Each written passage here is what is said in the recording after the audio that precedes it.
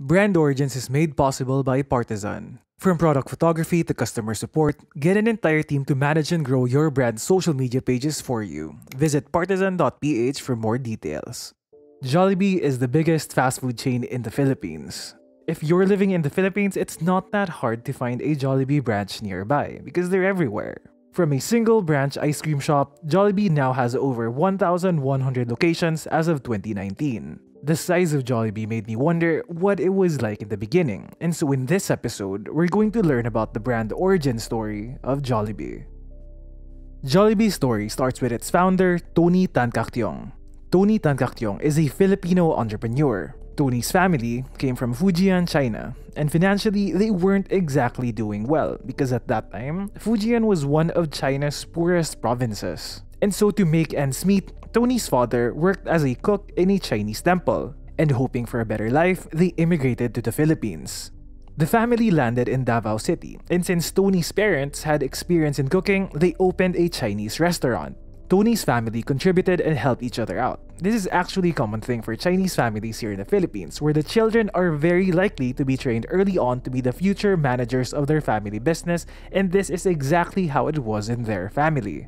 Now, here's a bit of a fun fact. Apparently, having his family run a restaurant helped him a lot in the growth of Jollibee, partly because this led him to developing a fairly unusual skill.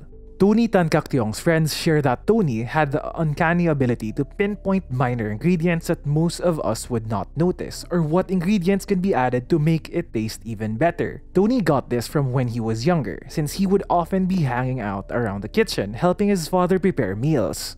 So yeah, this may seem insignificant, but this skill becomes a major factor in the future when he begins to create the recipes of Jollibee's iconic products. Anyway, going back. So eventually, the business started doing well, and as it prospered, it allowed the family to have the financial capability to send Tony to the University of Santo Tomas, one of the top universities in the Philippines. He took up civil engineering but would end up taking the entrepreneurial route.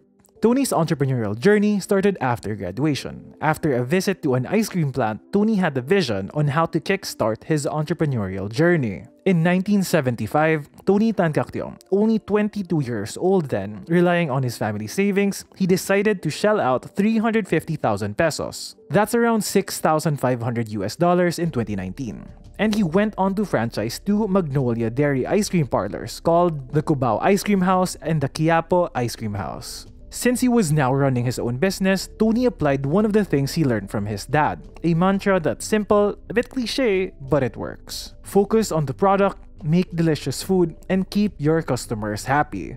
There were other ice cream shops he was competing with, and so in order to destroy them, he put this idea into action. And so what Tony did was to offer his customers bigger scoops of ice cream, plus he gave a lot of attention to the cleanliness of each location. Funny how something as basic as keeping a restaurant clean and serving bigger quantities can make a tremendous impact, because as a result of doing so, the two ice cream shops started to flourish. Always on the lookout on how to improve, he started getting feedback from their customers. He soon discovered that customers love their ice cream and love the place, but they didn't really want to eat ice cream all the time. He listened to what his customers were asking for and soon decided to offer hot meals. One of the new products they started serving was no other than the Yum Burger.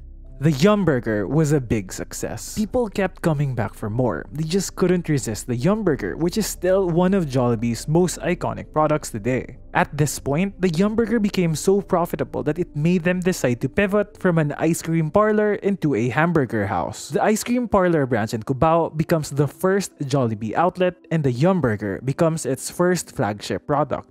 By 1978, confident after seeing the potential of the restaurant, Tony knew that this can grow into something bigger, but he also knew about the looming threat that could destroy his plans. Because around this time, word was already going around about the imminent entry of McDonald's in the Philippines. Tony Tan Cak Tiong knew that if he wanted Jollibee to be the biggest restaurant chain in the country, he will eventually go head-to-head with McDonald's.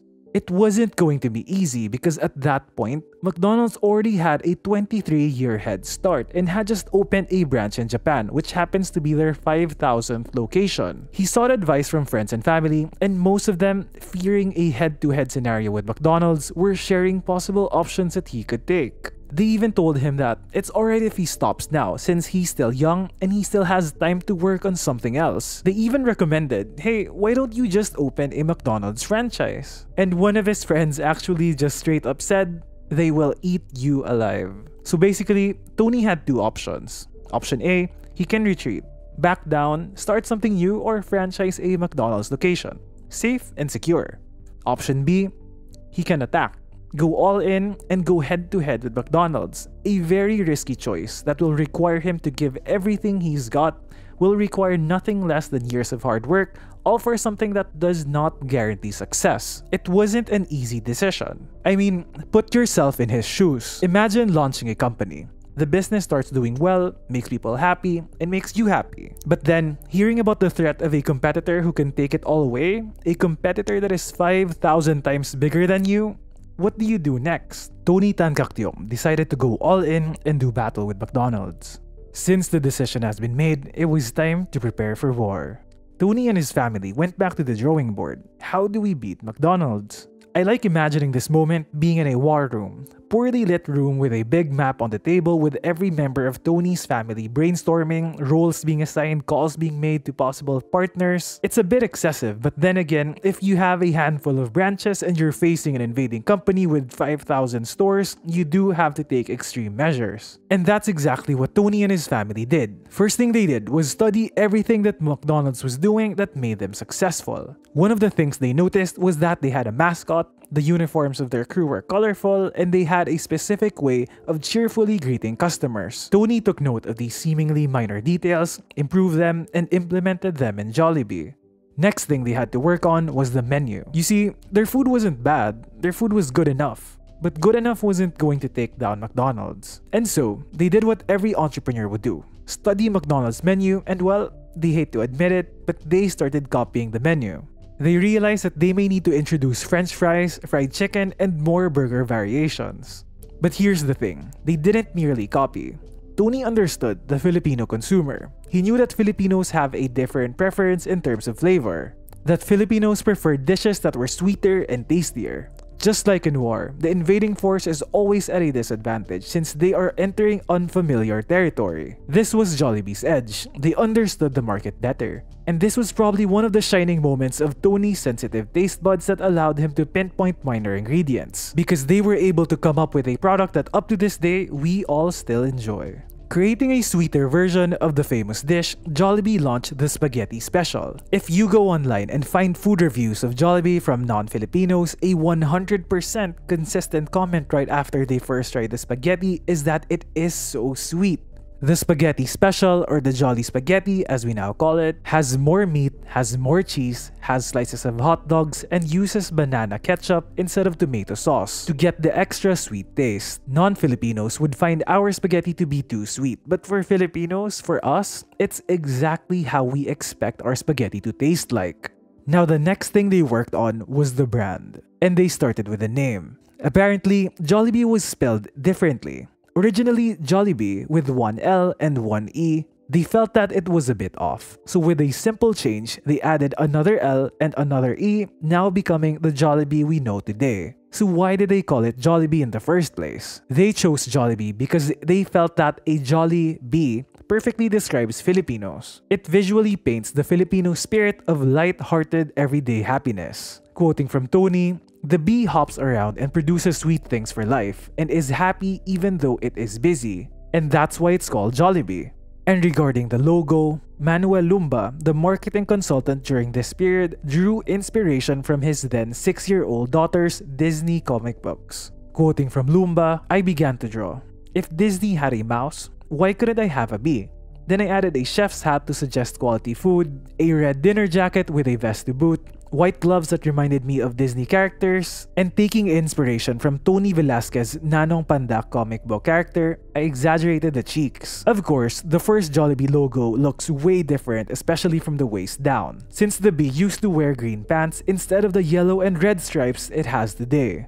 And it didn't have that bumble bum. It's a small detail, but you'll appreciate Jollibee's current look after you see the original version. But hey, during that time, that version worked, and that's all that matters really. With a new brand name, a new visual identity for the brand, a superior flagship product in their Yum Burger, Jollibee was ready to expand. By the end of 1978, Jollibee would have 7 branches in Metro Manila, which are all company-owned. The following year, they opened their first franchised store. In 1980, which is an important year for Jollibee since it will be 1 year away from McDonald's arrival, Jollibee launched 2 products that will further ignite their sales figures: the French fries and the now world-famous Chickenjoy. Yep, world-famous, because if you Google top fast food fried chicken in the USA, you will see Jollibee. And in several articles, I keep seeing it in the top 3, which may not mean much to most of you, but it shows that people across the globe love our Chickenjoy.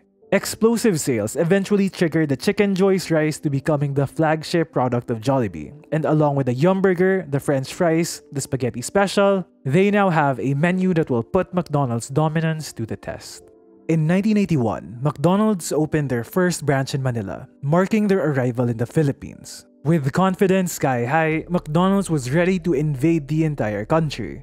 But here's the thing, keep in mind that McDonald's primarily served hamburgers. They thought that the same strategy they rolled out everywhere else can be applied here. Well, unfortunately for McDonald's, as soon as they arrived here in the Philippines, they soon discovered that Filipinos like burgers, but we don't really consider it as a complete meal. McDonald's learned this the hard way and realized that they needed to adjust to the demands of the market as soon as possible. But sadly, McDonald's was just way too slow to adapt and make changes to their menu or tailor the taste of their products to what Filipinos preferred. I'm guessing that the size of the company was the reason why they couldn't move fast enough. Funny thing is, remember how Jollibee studied McDonald's as they were developing their menu, and how at one point they even copied items such as their French fries? Well, it seems like the tables have turned, because now it was McDonald's turn to copy. Seeing the success of Jollibee's chicken and rice meal in the Chickenjoy, as well as the popularity of Jollibee's sweet spaghetti special, by 1986, they introduced the McSpaghetti and the Chicken McDo in 1987. Take note that when they released these 2 items, it would be 7 full years after Jollibee launched the Chickenjoy.